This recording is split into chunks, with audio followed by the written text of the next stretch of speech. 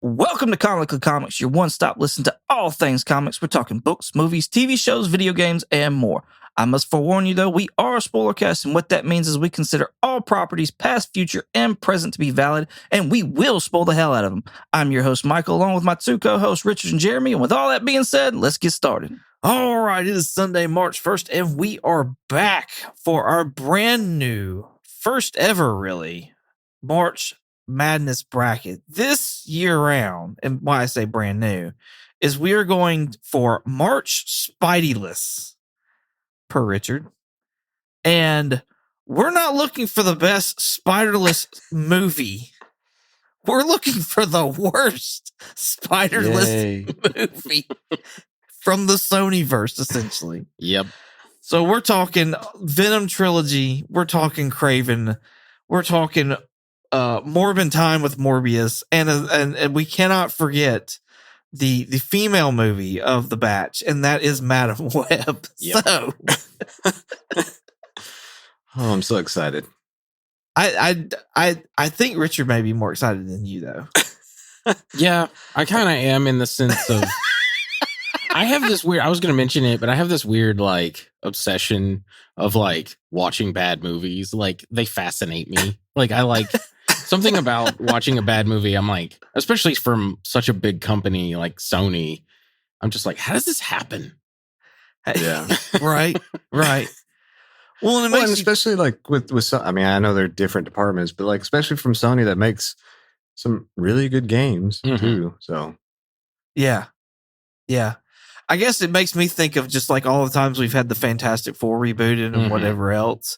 And it's like people were just cranking out movies, just like it was cheaper to sit there and like crank out a bad movie than it was to like pay extra or something to keep characters. Yeah. Like, because they were wanting to keep those IPs. They had to do so many movies, however long. So that's why Marvel started getting that stuff back on top of like acquiring companies as well, like Fox and whatever else. Yeah. Well, normally we would sit there and go in like the best ranked movie per Rotten Tomatoes versus the least, and like kind of go down the list and their seating. However, this time because we got a trilogy involved, we decided to go in chronological order based off that trilogy. So Venom, the number 3 seed in this bracket, is facing off against Kraven, the number 4 seed in this bracket. Venom is from 2018 and Kraven is from 2024, so last year. The Rotten Tomatoes score on Venom is 31%, while the popcorn score is at 80%. And then Kraven Rotten is 15, while the popcorn is at 72. Wow. Do either of those numbers surprise y'all? You mean as far as the popcorn goes? Yeah, more or less. Yeah. Yeah. The yeah, honestly. Thinking like it should have been worse or yeah.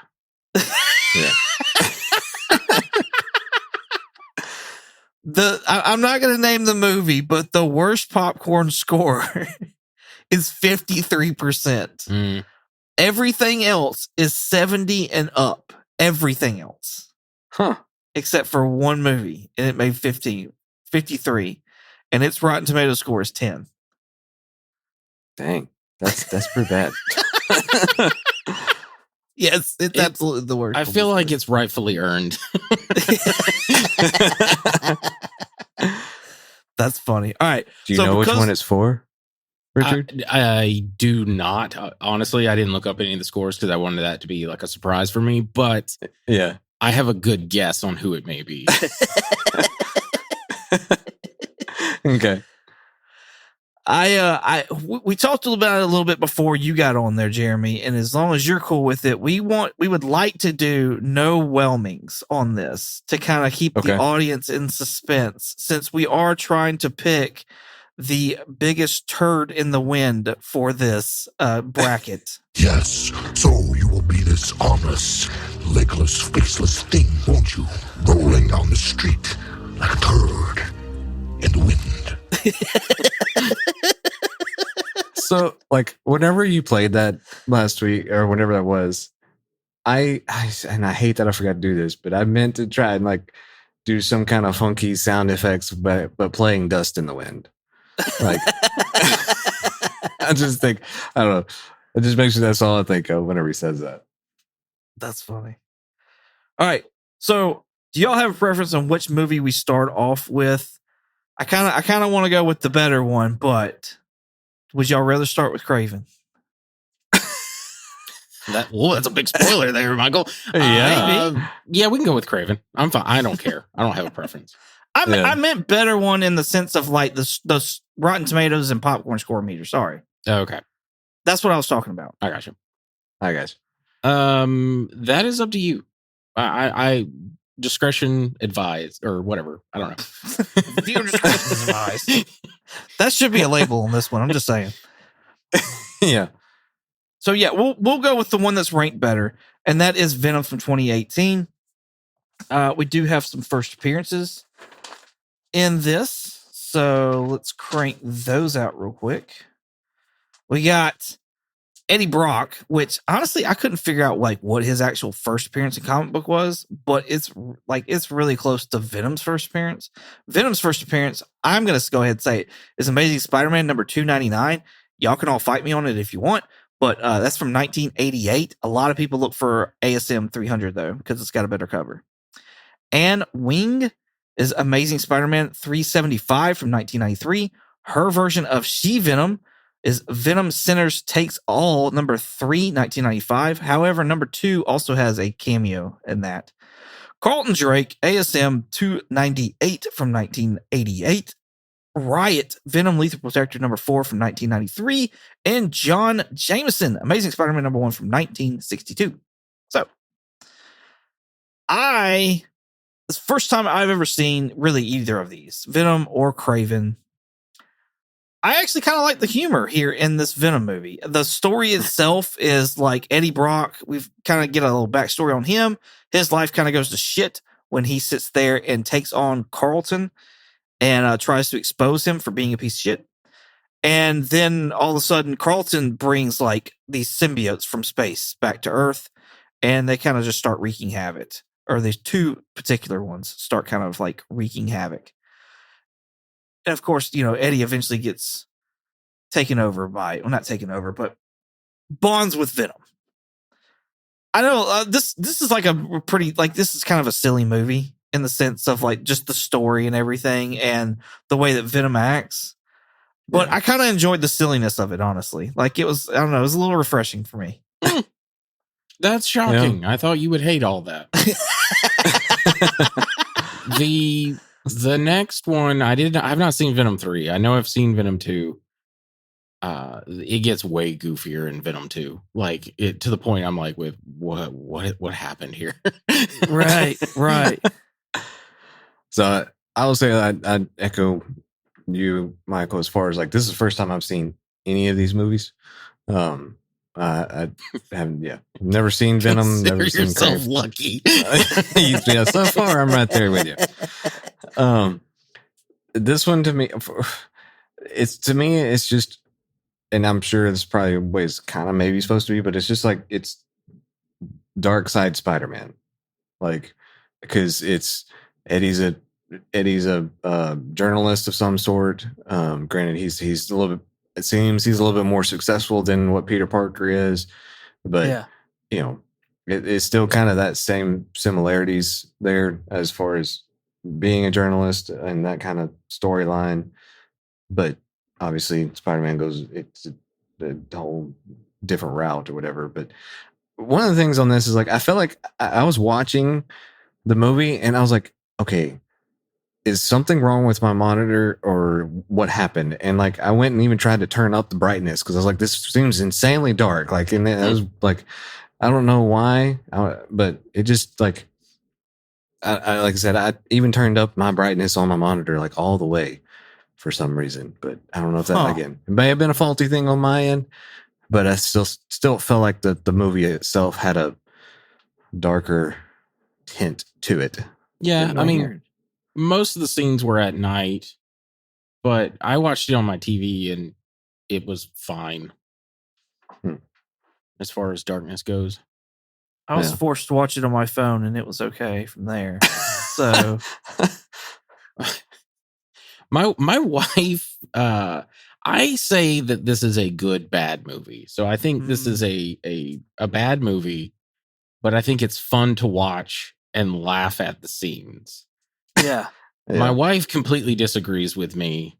She does not think that this is a good bad movie at all. She doesn't even think it's a good movie. I think she's like, it's just a movie kind of thing.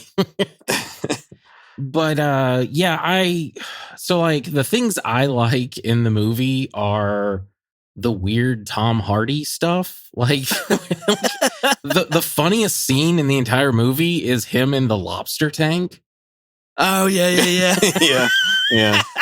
Which is really funny because I was looking up behind the scenes and he had like the props make him a fake.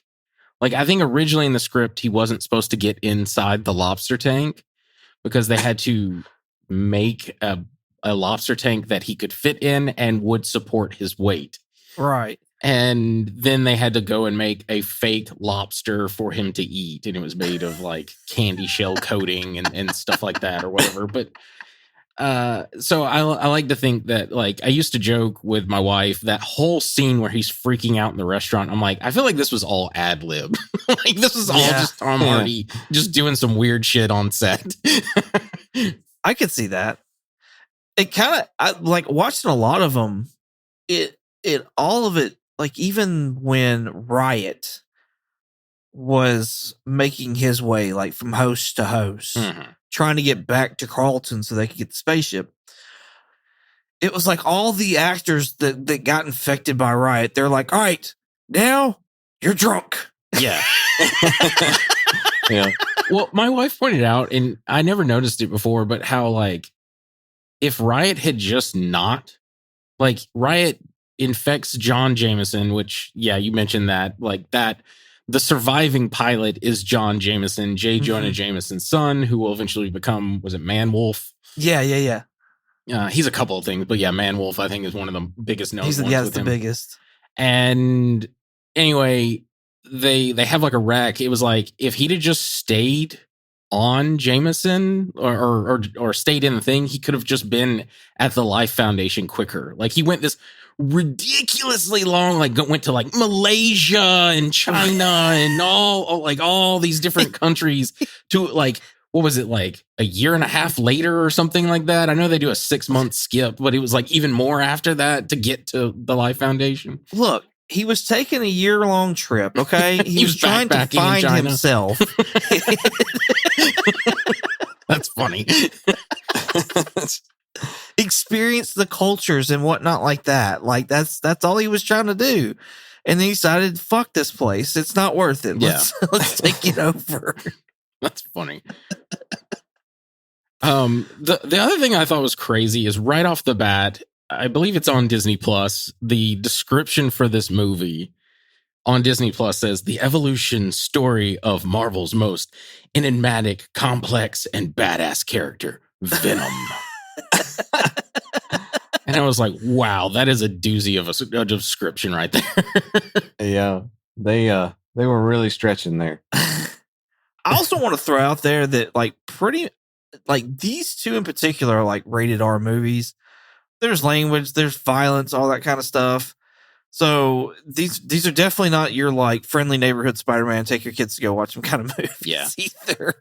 Which I don't know, like I feel like it's I don't know, that's somewhat of a bold choice, I think, with Spider-Man movies. Like, I know the crowd they're looking for to get, but apparently they missed their mark on that as well. Like, it's just, well, like the Venom one is rated PG-13. Okay, I didn't realize that. There may be an R-rated cut, but I don't recall. I know originally when it came out in theaters, it is PG-13. They say one F-bomb, and I think it's Venom who says it, and the rest is all bloodless. Okay. Because, like, Riot does a lot of, like, stabbing and cutting things, but, like, nobody really, like, you don't see any blood or anything like that. So it's pretty tame as far as that goes. But yes, I agree. Like, don't bring your little kids to see Venom.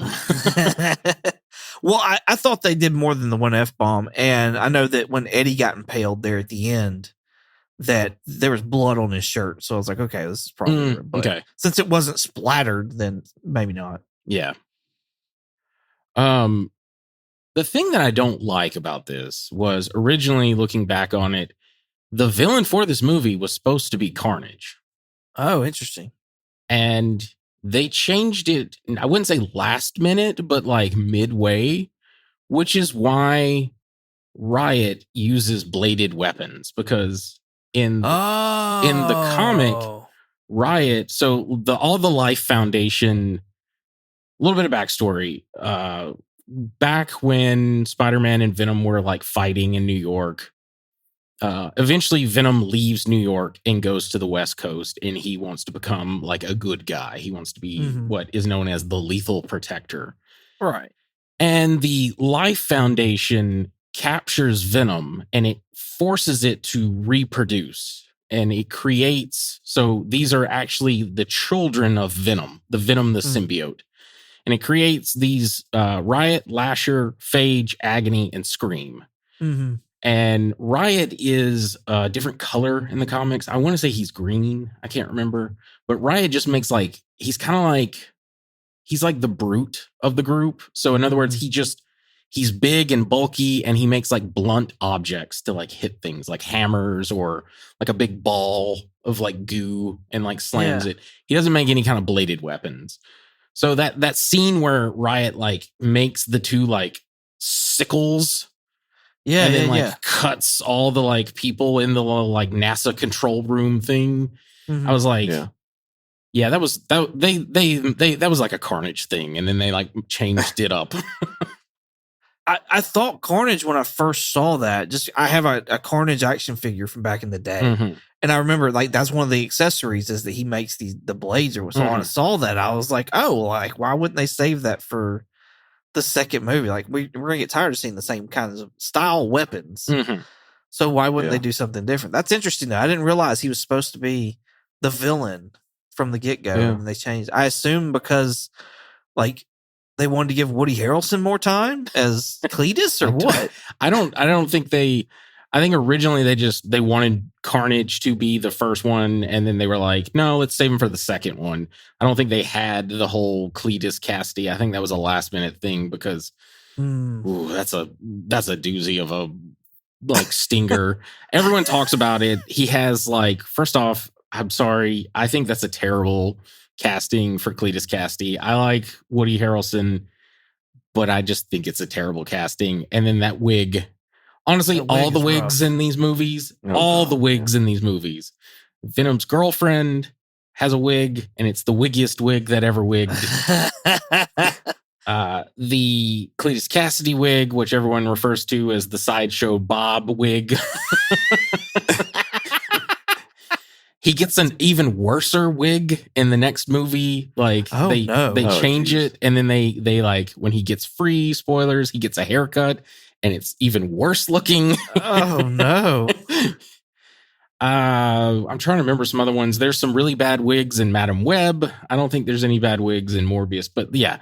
I don't know who works at Sony for the wig department, but like stop getting your wigs from Party City. I'm just saying it's like really bad. It sounds like it's somebody's cousin. It really it's usually the cousin. So in this one, they kind of made it seem like Riot was like the quote unquote leader. Yeah. Mm-hmm. So, but he's actually not. No. Then. Well, in the comic books, yeah.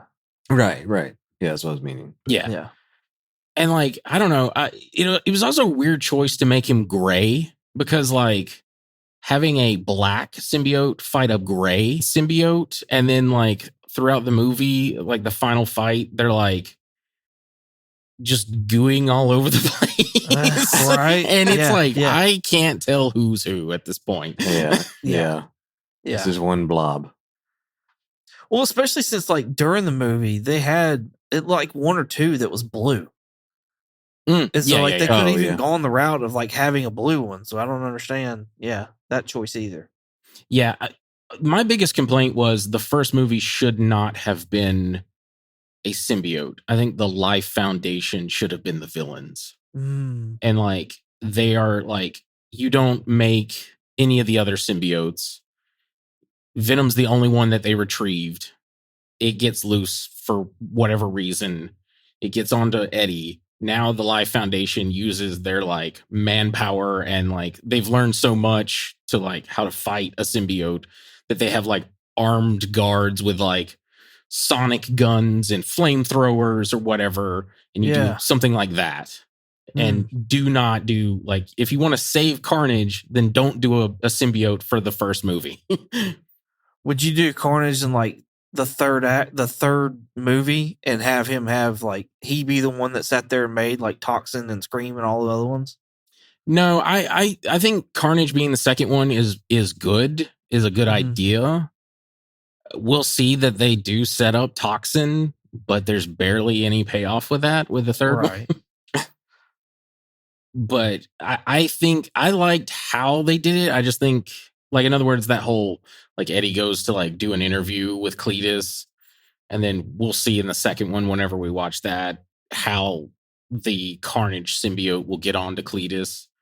I thought they did an okay job there, but I just think two bladed symbiotes back to back is just like boring. Right. And then just all the weird shit that they do in the next movie, like with Venom in general, is what I'm talking about. I'm doing my review on the next one. Anyway. I like the interaction between Eddie Brock and Venom. And I like it. No, I feel like it's different than the comics, but I like how for the movies they did like a, Venom can't survive without Eddie and Eddie can't survive without Venom kind of thing. I thought that was pretty cool as well, just to kind of make it, whatever for the normies. Yeah. The symbiosis. Thanks. Yeah. I feel like your status is a little bit above the normies there, Jeremy. Come on now. We need to give you some credit for this now. I might be one, Now your memory, now that makes you, that splits the difference. Yeah. Yeah. Brian drops me down below a normie at that point. In this movie, they establish that Eddie is like this big time, hard hitting journalist. Yeah. And his show is called The Brock Report. I was like, they should have named it Brock Hard.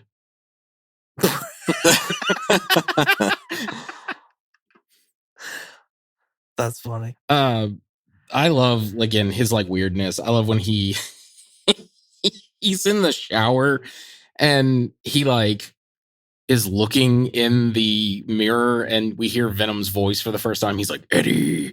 And then Tom Hardy just screams and like knocks himself out. Yeah. I thought that was really funny. I love I too. I like the interaction with Venom and Eddie. What's so funny is Venom is Tom Hardy. So like the voice you hear doing Venom, that's Tom Hardy's voice with like some effects put on top of it to make it sound more, deeper and alien-like. Yeah. And the behind the scenes is he pre-recorded. So before the movie was even filmed, he went into a studio and recorded all those lines as Venom. And then when he's in scenes where like Venom is talking in his head, they would play the audio of him doing the Venom voice so he could actually like interact with his own voice. Oh, cool. Yeah, I thought that was neat. I like the scene where he tells him to like jump and he doesn't, and then it just shows him at the elevator and he's like, pussy. I thought that was really funny. I wasn't expecting to see She-Venom in this either. Like I know that Anne, like I said, in the comics eventually becomes that, but I was not like, if I hadn't had it spoiled for me, I never would have thought I'd seen that. Yeah. I remember, I want to say I saw this at the drive-in theater, and I remember being like, because I don't think I had it spoiled for me, and I was like, I did not know this was going to be in this little movie as like a little Easter egg. Yeah. Yeah, I really wasn't sure. I didn't know if it was going to be like whenever the little, whatever kind of dog that is, came walking around. I didn't know if it was going to be another one of the things from, what's the movie? Yeah. Oh, okay. So The what, like the cats that like Mhm. swallowed everybody. Yeah, I didn't know if it was going to be something like that. Yeah, that's working. Not everything has to do with Captain Marvel, Jeremy. Okay. I mean, It does in his mind. Yes, it does. So because of that, like scene where he kisses She-Venom and it's like kind of Venom, the marketing team for China, I think it was China. I don't know if you know, like the only reason I know it is because of Honest Trailers, but they continued it on for the rest of the trilogy for Venom is like this almost like rom-com between Venom and Eddie. Like they have like goofy posters where like they're done in like a like what is it, like chibi anime style where Venom and Eddie are, you know, like being romantic together. It's so fucking so weird. That's so weird. The rom-com, like China does some weird shit sometimes. Let's be real. Like the whole back end of Iron Man 3 being pretty much a medical drama. Oh yeah, right? Yeah. Like Yeah. No, it's fucking weird. And yeah. then I heard the other day that the reason that No Way Home didn't get released in China was because of the Empire, like the Statue of Liberty scene. Mm.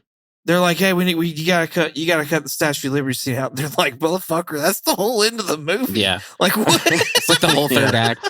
Right. Yeah. And like on top of that, it's not even like our Statue of Liberty. Like we don't have a giant Captain America shield on our Statue of Liberty. Well, this movie has some stuff like that, like the whole, because one of the companies in it is like a Chinese company. I'm trying to remember the name of the company. 10 Cent Pictures. So like they helped produce this movie. Huh. So, yeah, it's weird. Interesting. And who are they? A Chinese movie production company. Oh, really? Yeah. So I will say this. My favorite fight scene is the fight scene between Eddie and the SWAT team. Like Venom and the SWAT team. Yeah.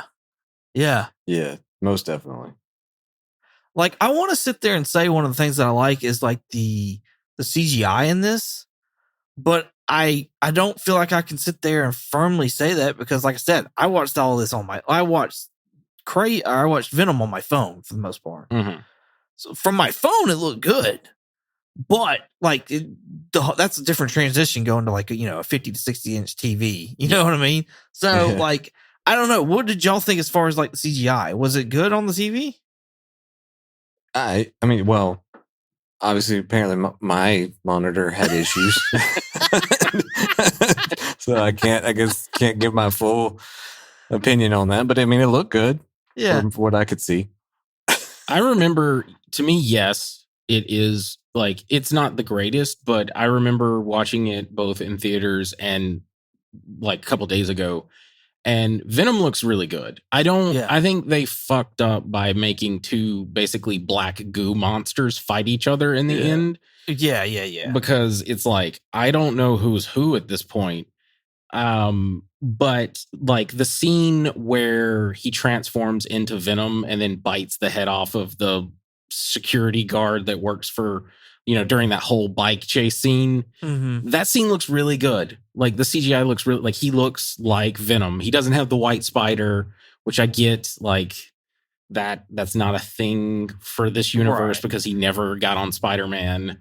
So he looks like a big gross goo monster with teeth and eyes. I think he looks really, really good for the most part.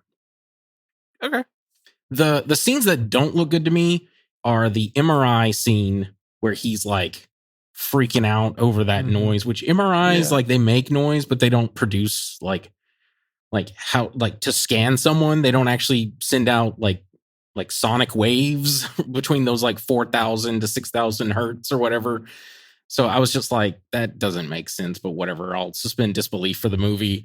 But yeah, like his whole like Venom coming out and freaking out. And then there's a shot in the hallway where he's like telling his neighbor to like quit playing the rock and roll music. And he like Venom's out, I think that looks pretty bad. But like when Venom comes at some point, he's by the bridge or whatever, and Venom like comes out and turns around and like looks at him to talk. I think all that looks really good.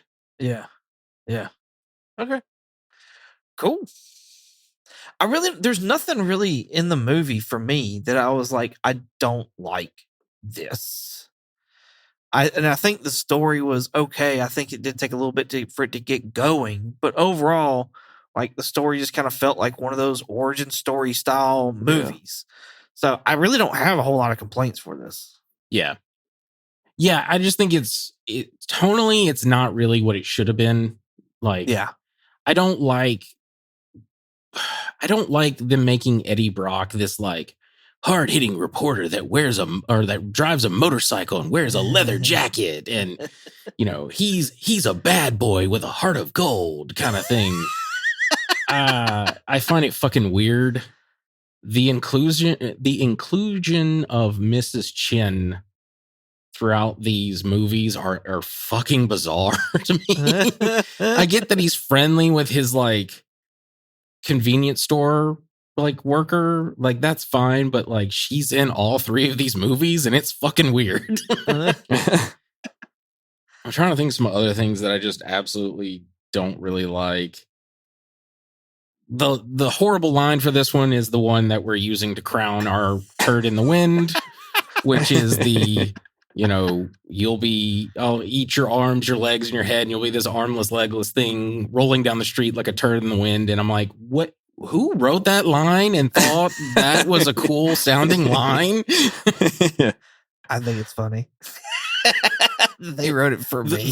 The funny part is at the end when he eats the guy and then he turns back down into Eddie and Mrs. Chen is like looking at him. He's like, "Oh, sorry, I got a parasite," and then just like walks out. Like that's a legitimately funny line, but the whole turd in the wind thing, I was just like, this is stupid. What? Well, and then after that, he's walking down the street and he's like, "A parasite?" Yeah. He's like, "Yeah, that's what you are." He's like, "No, you apologize." Yeah. And he's like, "No." He's like, "Yes, you apologize now." Fine, okay, I'm sorry. The last thing I just want to talk about is like Eddie in the comics, he gets, they mentioned the I forget the news organization that he was working in New York where he had to leave New York. That's the reference to what Spider-Man did. Spider-Man basically outed him as like lying on this one thing, and it caused, I can't remember exactly what the details are of it anymore, but anyway, it caused him to be kind of like blacklisted for journalism in New York. Yeah. So he moves, or he's going to kill himself. Excuse me. This is not when he moves to California. They did that for the movie. He goes in and he is going to kill himself in, I can't remember the name of that church. Anyway, and at that same moment, Spidey has the Venom symbiote, and it's the whole scene from like Spider-Man 3 where the bell tower rings and he's trying to rip it off. Yeah. And it legitimately like the symbiote has it's like a jilted lover. It does not, it has animosity towards Spider-Man now, and it senses the same animosity towards Spider-Man in Eddie, and then it gets onto him, and then that's how Venom is created. Yeah. And anyway, I said all that because the scene where his girlfriend breaks up with him and he's standing on the bridge with the ring, I was like, is this like their version of him like gonna kill himself? Like I have a feeling he was like gonna jump off the bridge, but then he saw the like Life Foundation, was like, no, I'm gonna do this instead. I got you. Maybe. I never got those vibes. But like I guess that kind of makes a little bit of sense if they were trying to, they just didn't really, for me anyways, they didn't really hit it home. But yeah. I think that they did a good job with what they had. Like, of course, most all of this would be better if they just go ahead and introduce Spider-Man, especially like as we see in these other movies that we're going to be doing. Like, people know of Spider-Man and have problems with Spider-Man, so it's like, why do a Venom without a Spider-Man? So, but that's for a whole nother day in conversation. Yeah.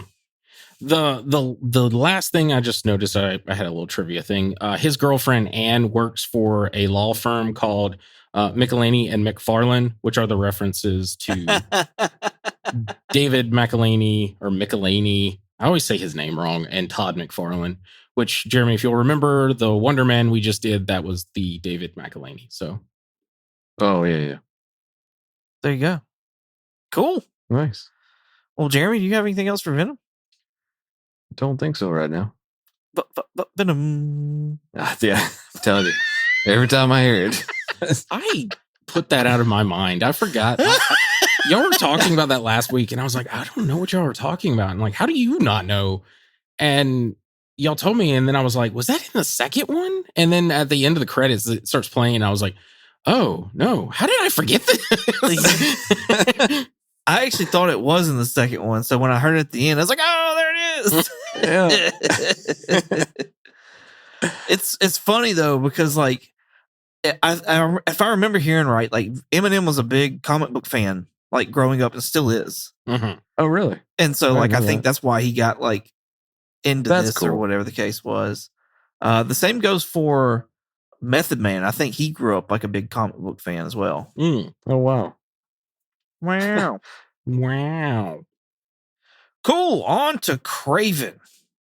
We already talked about his Rotten Tomatoes, but just to give a real brief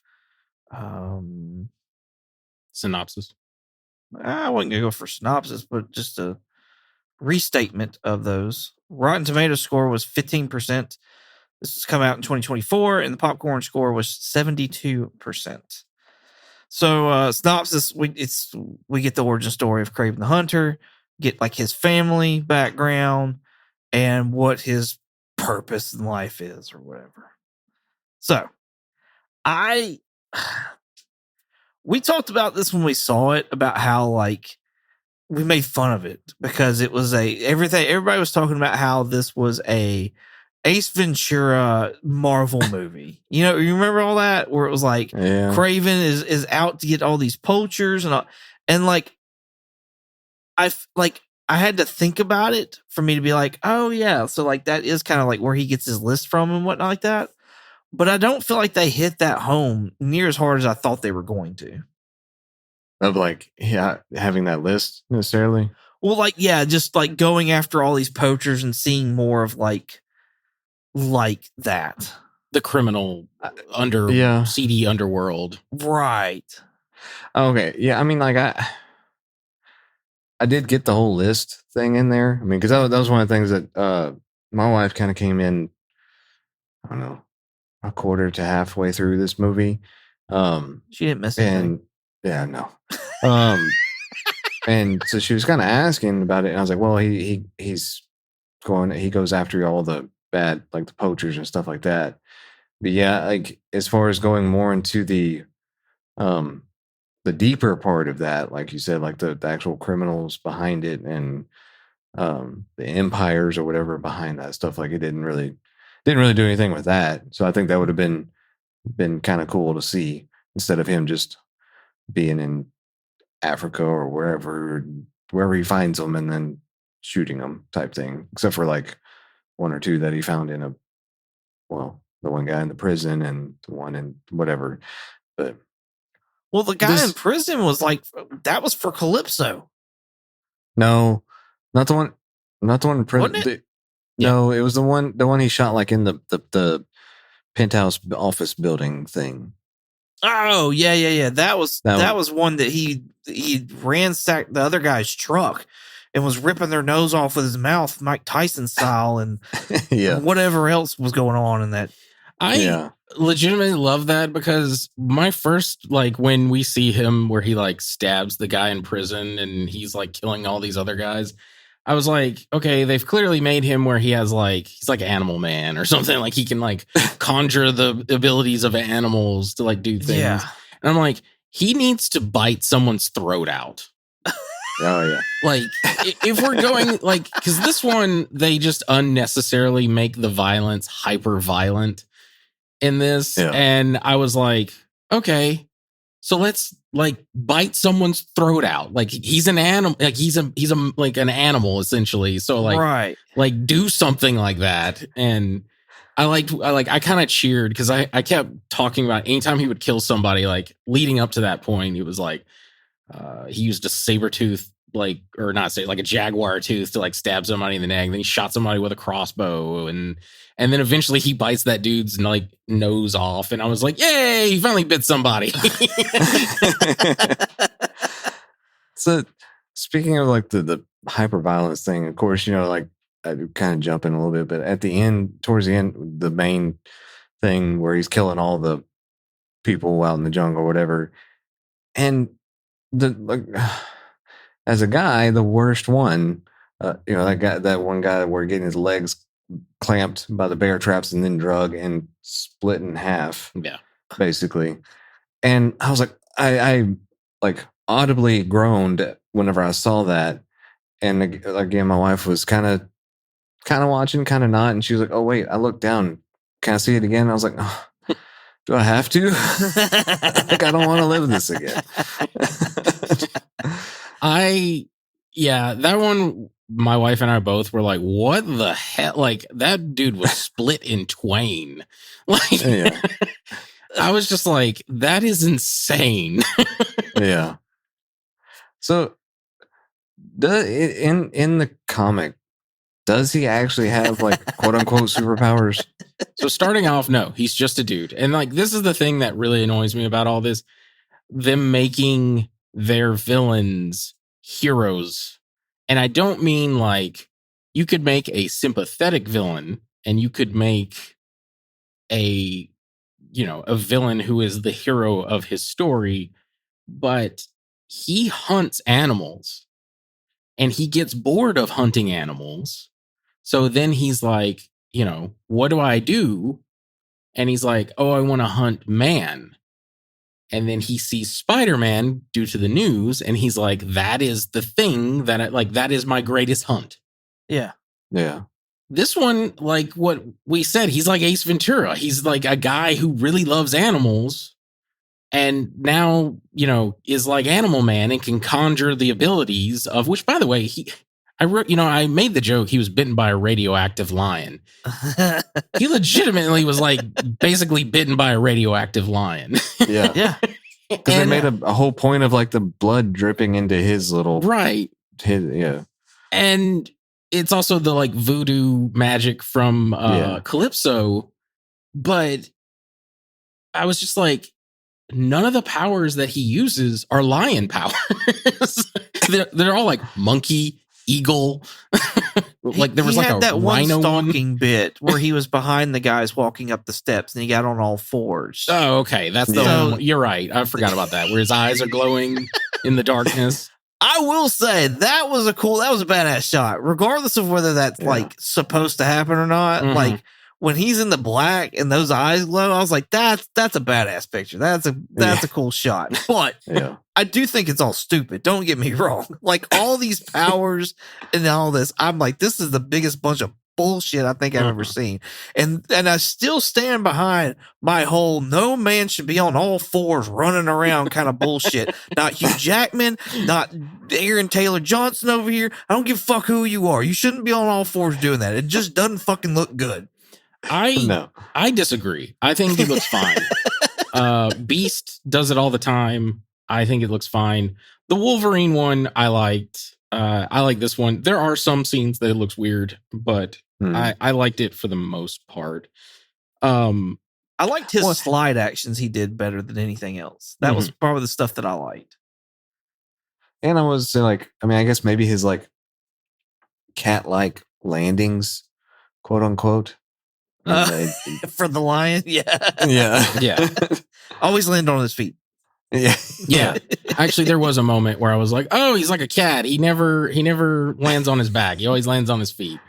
Yeah, you're right. That is one. I didn't think about that. That jump from the penthouse, though, I was like, "The fuck are you doing?" Right. Like, I don't care what kind of animal powers you got. Like that shit's not gonna work. Yeah, and the other thing was like, okay, does he have spider abilities? Because he looked like he was climbing some walls, like without Right? actually having any kind of grips in there. Yeah, no, he doesn't have any spider abilities, but like, so back to your original questions, he starts off just a dude, and then he eventually will get like Calypso will give him like a serum that makes him like super strong, but it's not like he can conjure animal abilities to do things. It's just he's like even stronger than he was before. But it's supposed to be he is like the peak physique like hunter. So he is like the best at like climbing up walls, swinging on vines, shooting an arrow, whatever it may be, jumping, running. And the comics, he is like ridiculously good at climbing. He's almost like a fucking billy goat. Like there just needs to be less than a 90% like lean and he can like climb a wall. I like the chase scene. I like the car scene in this one. When he gets on the car is probably my favorite part of like most all of this. And just like them going through traffic, because it didn't look fake to me. It looked like there was somebody actually hanging on the car. Yeah, there was. And doing all that stuff. So I enjoyed that. I like that actual car scene. I did not. Why? Well, I mean, like, it was just like, okay, it's an action scene. Like, he's chasing a car, and it just wasn't that, like, a lot of this. I think I was irritated because the plot for this movie, for everything to happen in this movie, it's just to move the plot along. Like, what I'm saying is like, well, why did like XYZ happen? Well, it's because we need him to be, here at this moment when this person, dies or does something. And it was just so contrived. None of it made sense. Like, it was just really, so I was very annoyed throughout this entire movie. How did y'all feel about there were several, like, I didn't even go through them because I forgot all about it. We just got jumped right into it. But right. I was going to ask you about your first appearance. There's a bunch of appearances in this. Foreigner from Peter Parker's Spectacular Spider-Man 116 from 1986. Kraven Amazing Spider-Man number 15 from 1964. Rhino ASM 41 from 1966. Calypso ASM 209 from 1980. And then Chameleon from ASM number 1 from 1965. No, 62. Sorry. I wrote stuff wrong. You didn't do Czar? No, I did not do Czar. Oh. Who's Czar? Czar is the lion, the radioactive lion. He's a character he's Khazar's lion. Khazar, yeah. Sorry. No way. Yeah. Get the fuck out of here. That's not Khazar's lion. Czar. Russell Crowe calls that lion Czar. He says it multiple times. And I did the fucking Once Upon a Time in a Hollywood thing. I was like, here I come. Like, I was just like, I recognize that. Khazar thinks a saber-toothed tiger, though. Well, per all the wikis, that is the same lion. That's Khazar? That's not Khazar, that's Czar. Khazar is the jungle man. That's right. But that's supposed to be his lion? Yes. No shit. Named Czar. Like, he usually has I gotta look this He up. usually has a big cat, and the big cat's name is Czar. Yeah. I got. That's fucking crazy. I hate that even more. Okay, so here's the reason why, though. It's not even just because of that, but it's the fact that, like, they had the perfect fucking Kraven story right there. It was right there for the motherfucking taking, and they chose this bullshit instead. Like, all you have to do is say Kraven is established. He is the fucking man. When you're talking about hunters, he is him. Okay? And this African village calls upon Kraven to come and do this fantastic fucking hunt because that's what they need. And it's Czar that's terrorizing this whole thing. Fucking Idris Elba did one of these movies. Yeah. I want to say, what's her name? Megan Fox did one of these movies not long ago. Like, you do this where this big ass lion comes in. And fucking, of course, at the end of the movie, Kraven takes out the lion. And that's where he gets his vest from, and he's proud of this and all this other jazz. And now he's at the bar and he's looking at, he's like, what the fuck is next for me? Yeah. And then he sees Spider-Man on TV and he's like, that's it. And that's where you move on from there. Easy peasy fucking movie right there. And no, they chose to do this instead. Yeah, well, when you got like Avi Arad and Amy Pascal like making these movies, that's why. Like, no, I agree. Like that would have been a really cool. Like, that's the thing that I'm annoyed with. Like, watching this, I was like, I didn't think it was necessarily a great movie, so I was like, but man, I would love to see Spider-Man fight Kraven. I think it would be cool. And maybe not necessarily this Kraven, but like, I legitimately would love to see that. I think that would be really cool. But they try to make him this like good guy of the movie, and I'm like, what the fuck? Like, I know this was the final coffin for this one, which not anymore. They're rebooting it because, why? Like, Sony. Perfect timing, by the way. Yeah. Like, we got word on this freaking a week before. We already had this plan. Perfect timing. Right. And I'm just like, does Sony like losing money? Like, we'll talk about it, but there's a movie that happens where it did so bad, and then they re-released it, and it did even worse. And they made 3 more movies after that. This being one of them. Yeah. And I'm just like, what?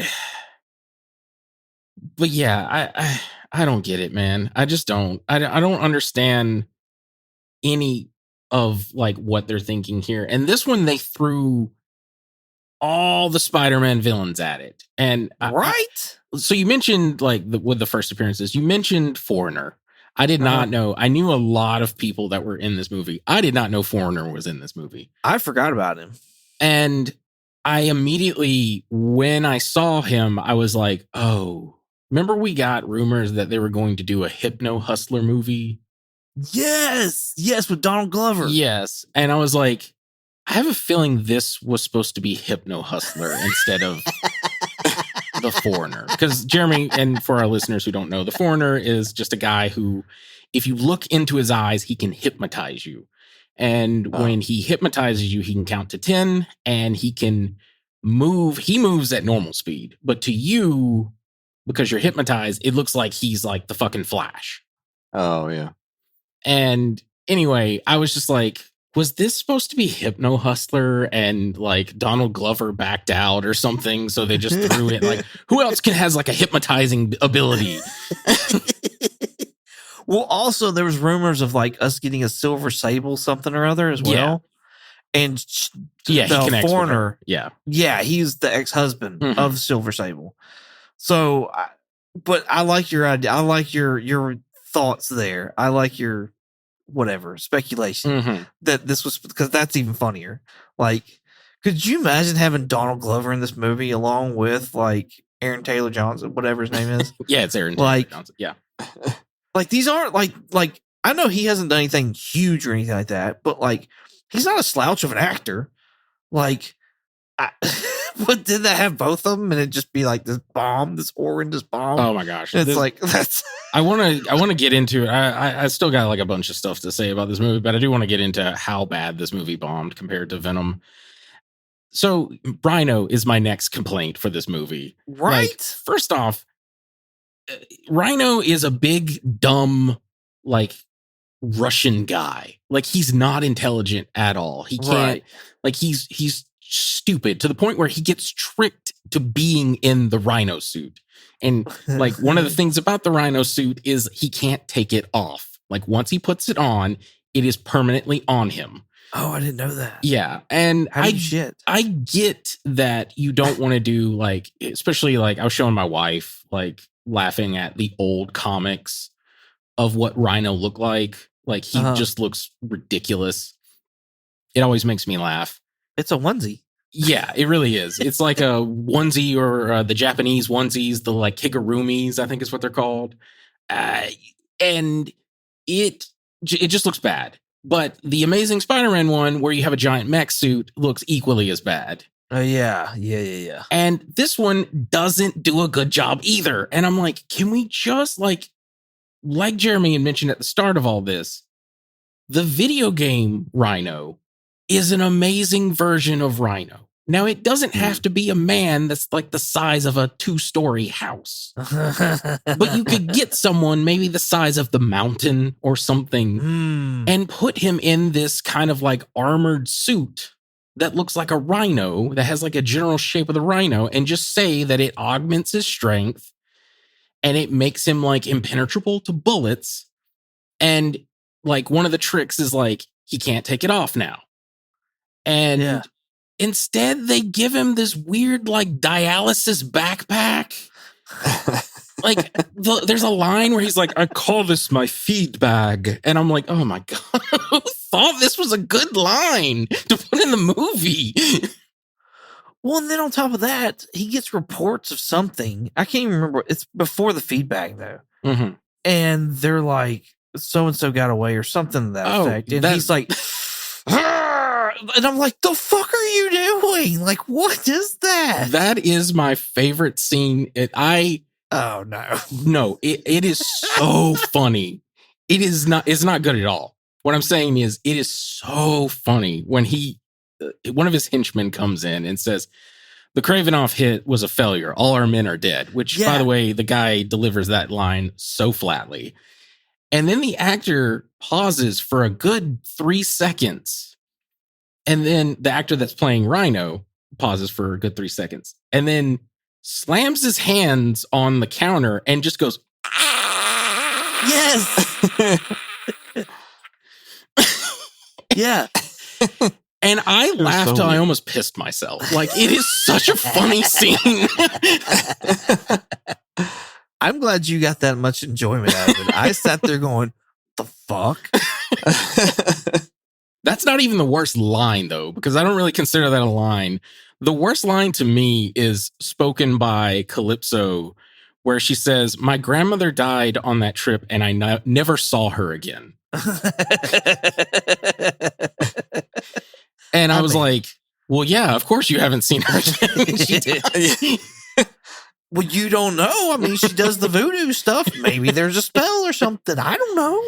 They don't even get into that, which that's the other thing that bothers me. Her grandmother, I'm just nitpicking now, but like her grandmother has like a British accent. And I'm like, if she's African American or not African, but if she's a person of color and she is working in voodoo, more than likely she's Haitian, which means she would have a French accent. But Sony doesn't want to even put in the work for that.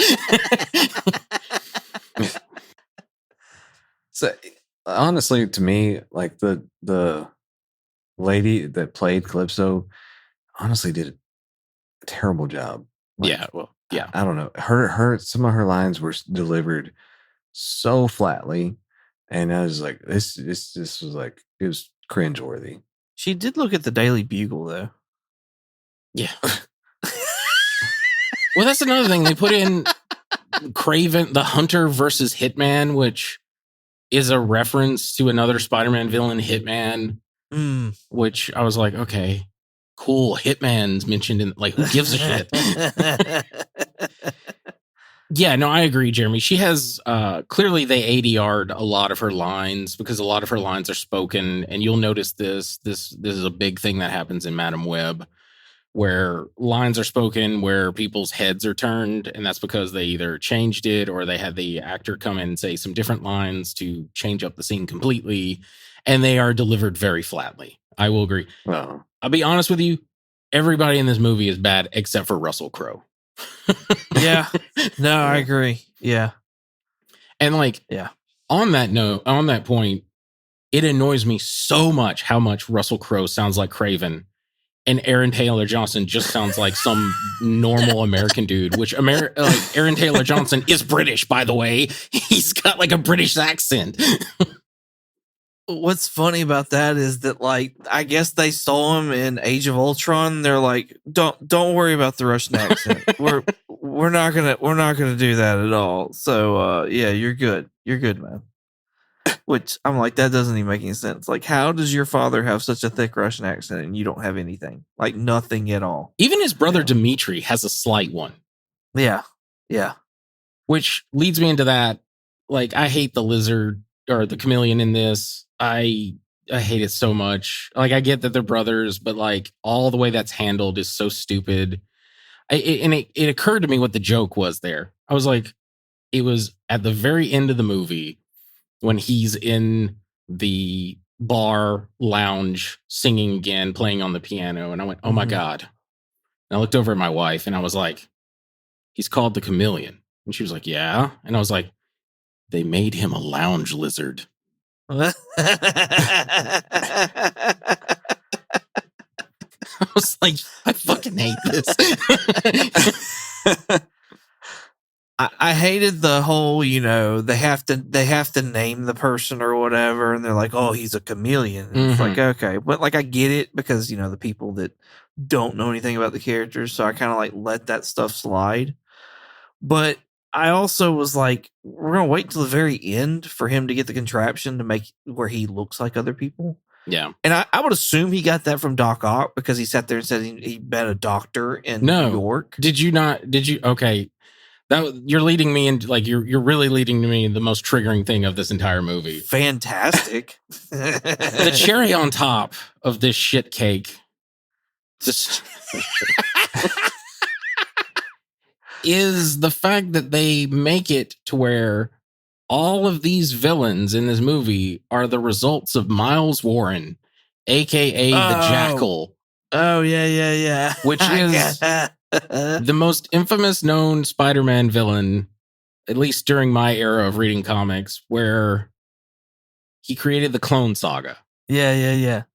Which I just was like, as soon as I heard the name Miles, like when Rhino was like, yes, I went to a doctor in America. His name was Miles Warren. I went, oh my God, really? Sony, you're going to reference the Clone Saga Jackal, one of the most hated, like, arcs from Spider-Man's history.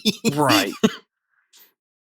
But that is where Chameleon got his ability. Like, he got it from Miles. You could believe it was more Doc Ock and you'd be a little happier. No. Well, I was like, we'd heard rumors that Andrew Garfield was going to be the Spider-Man of these universes. Yeah. And I'm like, as much as I hate Miles Warren, you could still do him. Just don't do the Clone Saga. Fuck all that. I don't need that. But they would, though. You could at least, you could do the one thing that Miles does, which is he clones Gwen Stacy. And in Andrew Garfield's universe, Gwen Stacy is dead. Yeah. So, like, I was like, that could have worked. Like, there is, like, underneath all this shit, there are bits of, like, maybe some good ideas that they could have used this to make a, like, Spider-Man villain and then a like Sinister Six, because that's what they're headed. That's what they were headed for, was a Sinister Six versus they wanted Tom Holland, which it does not work at all. And they could have had Andrew Garfield like go off against him. Right. Yeah, it's crazy all the stuff they tried to build in this one last movie. Mm-hmm. And it was at the time. It was their last movie till, like we said, like maybe a week ago. Yeah. When the news broke that they're not done with the Sony verse. They're actually going to do like an animated Venom movie. I believe Tom Hardy's associated with it as well. And I'm like, wow, this is fucking bananas. Yeah. Like, I hope they learn their lesson to a certain extent. I'm like, what? Just make more Spider-Verse and then make a Gwen, like Spider-Gwen movie. Yeah.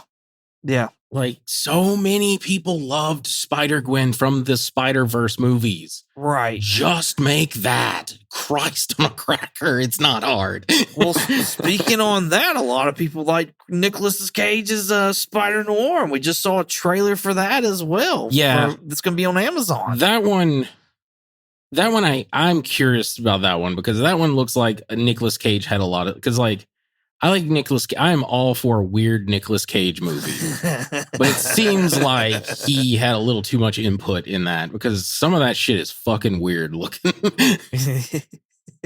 That's funny. Yeah, we need to do a breakdown of that trailer too. That'll be fun. Mm-hmm. Yeah. But do y'all have anything else for Kraven? No, I think I'm good.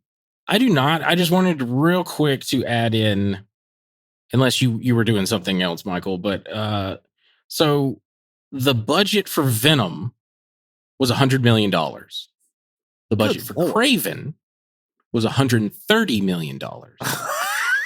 Inflation.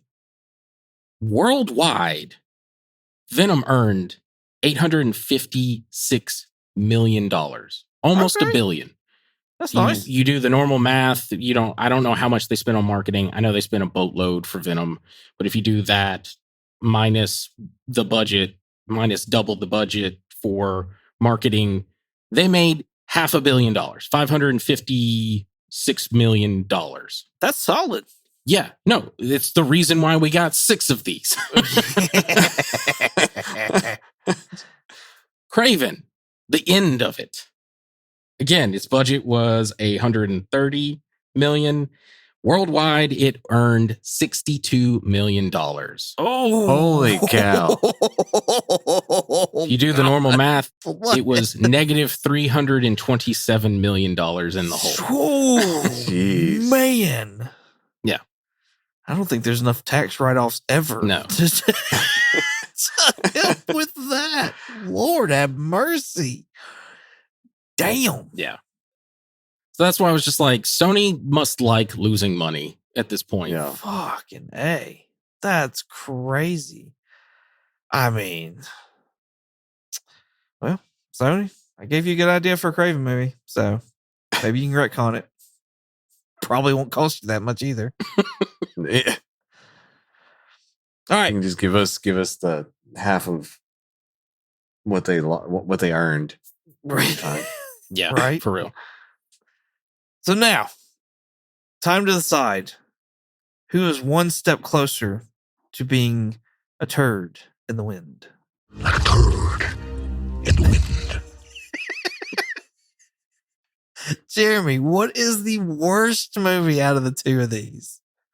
I almost feel like this was kind of self-explanatory, but I am going to vote Kraven. Okay. Richard, what is your vote for worst? I want you to go to yours because I don't know what yours is. I have to go with Kraven. Like it's I don't think it's necessarily a bad movie. It's definitely not a whelm movie though either. It's meh.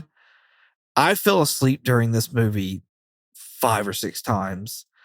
And even when I tried to rewatch parts of it, I still fell asleep. And I was like, this is a sign. Mm-hmm. Like it's not holding my attention at all. And I think there was a whole better movie that, like I already said, that could have been done. So Kraven, absolutely. I had way more fun with Venom. I don't care if it's comic accurate or not. It was way more fun than Kraven. I hate watching the man jump off of walls and everything else. It's such a weird line in the sand to draw for you. It's just odd for me. Monkey men? Nope. Gone. Yeah. It's just a weird line to do. I don't like men crawling on walls. You're like, you sound like J. Jonah Jameson. I agree. Like Kraven is the turd in the wind. Like for this round. For this round, yes. For between these two, it is moving on to the next competition to be the crowned turd in the wind. Nice. I wrote I was whelmed to underly whelmed. The reason why I'm reading this is because I said this was a pile of rhino shit. Like the only positives I can say in this movie was I liked some of the fight scenes. Yeah. That's really it. Yeah. Because like the acting is bad. We even mentioned it. The CGI is bad. Every damn animal in this movie looks like a CGI animal. It looks so bad. The dialogue is bad. The acting is bad. The writing is bad. The only thing I liked is some of the fight choreography. Yeah. Yeah. I agree with that. I couldn't do a whole lot as far as like CGI and stuff like that because I guess my internet was shitting out when I was watching it, so it was really pixelated. And I was like, "What the fuck is happening?" Like that makes this movie even worse. Yeah, like when it's just it's like 720p or less quality on a 4K TV. It's like 360. Fuck me. Yeah. Can I shrink my screen down? Like I need to go back to 32 inch just to make this look fine. It's just like a postage stamp size. It's like, oh yeah, now it looks better. Okay, now it looks okay. I can do this now. Maybe I should have watched it on my phone. Cool. Watch it on my monitor, apparently. So for the final bout, it's going to be a 3-way fight for biggest turd in the wind. And right now, Kraven is sitting in that bout. So next week, we will be doing Venom 2, which is the number 1 seed, y'all. Number 1 seed at a 58% Rotten Tomato and 83% popcorn against Madam Web. Oh, geez. That has a 10% Rotten Tomato and 53% popcorn. The worst of all of these movies. Oh. Again, I said rightfully earned. I have not seen either one of them. So we'll find out come next Sunday what we think about it then. Yeah. I have not seen this as well. Well, I've seen Venom 2. I stopped at Morbius. Morbius is the one that broke me. That one broke you. Poor Jared Leto. No. Until then, Jeremy, where can they find you at? You can find me on Twitch under the handle of Night Fury GTO, and you can find me here. Awesome. Richard? If you want to contact me directly, I have an X, the platform formerly known as Twitter and Instagram, a Blue Skies, and a Threads. My handle is Night Curry, night like day and night, and Curry with a K. If you want to contact us directly, we have a Gmail. Our Gmail is comicallycomicspodcast@gmail.com. And if you want to check us out on YouTube, possibly TikTok, we'll see, and Instagram, you can check us out under the name Comically Comics Podcast. And if you want to check us out on X, the platform formerly known as Twitter, you can check us out under the name Comically Comics with an X. Awesome. You can find me on Instagram, eBay, and Shortbox22_comics. You can also find me on YouTube at 22 Comics. Thank you all so much for listening. Hope you enjoyed as much as we did making it. Well, all being said, say goodbye, Jeremy. Bye, Jeremy. Goodbye, Jeremy. Goodbye. Well, get to the part where I start to give a shit.